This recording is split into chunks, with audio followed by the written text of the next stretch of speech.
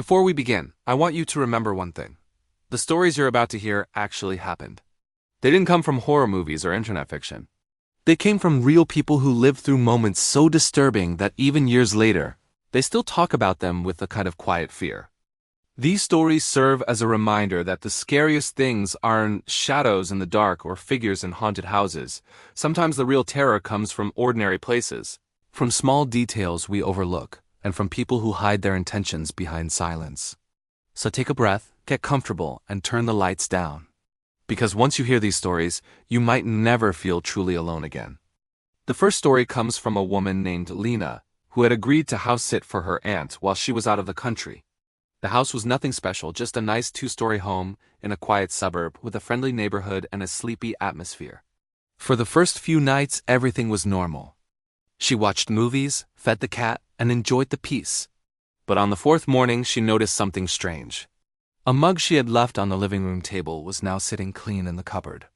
She thought maybe she had washed it without remembering, so she brushed the thought aside. But that night, while she was watching TV, she heard faint footsteps upstairs. Not the scurry of the cat, not the creaking of wood, actual, rhythmic footsteps. She muted the TV and held her breath. After a few seconds, the sound stopped.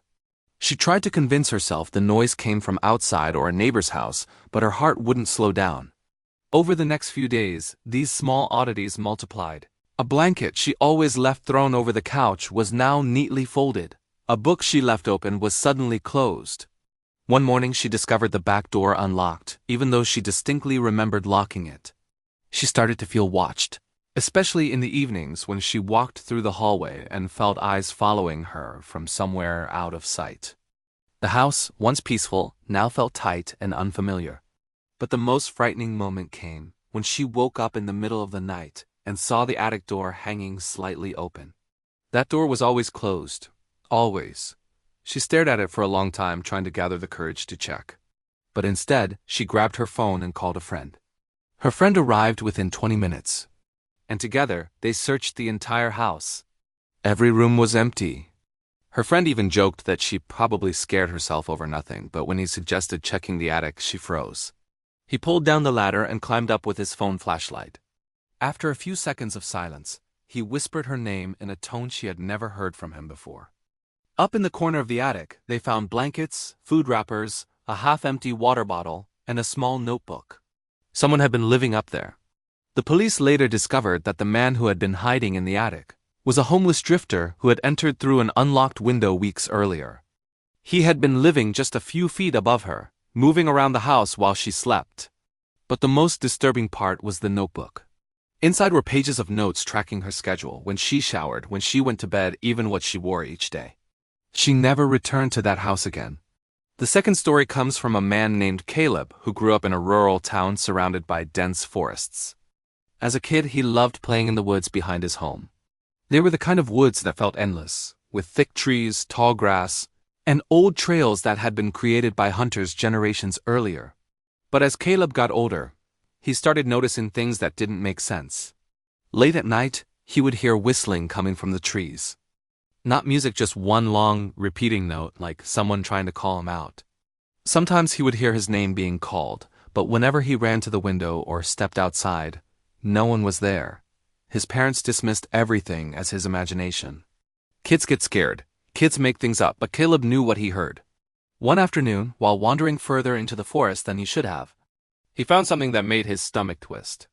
Carved into the bark of several trees were strange symbols, not letters, not numbers, just odd swirling shapes. At the base of the trees were piles of small animal bones arranged in careful, unnatural patterns. At first he thought a predator had left them, but the placement was too organized. Someone had been there. Someone had taken time to do this. From that day on, he felt constantly watched whenever he entered the woods. The feeling wasn't vague, it was like eyes were following every movement he made. The scariest moment happened when he was 12. He stayed out too late, the sky turning dark faster than he expected. As he started back home, he heard someone call his name, but this time the voice wasn't distant. It was close. Very close. He turned toward the sound and saw a figure crouched between two trees. Even in the fading light, he could see the person was tall, thin, and completely still. Then the figure stood up and called his name again, but in the exact voice of his mother. That's when he ran. He didn't look back, didn't stop until he reached his yard. But as he reached the edge of the woods, he glanced over his shoulder and saw the figure standing at the tree line, watching him. Police later searched the forest and found a small camp with a tarp, blankets, and food scraps. The person living there had apparently been squatting in the woods for months, maybe longer. They never found the figure who had mimicked his mother's voice. The family moved soon after. But Caleb admits that even as an adult, he sometimes wakes up at night convinced he hears someone whistling softly outside his window. These stories remind us that the most chilling experiences come from real moments and real people.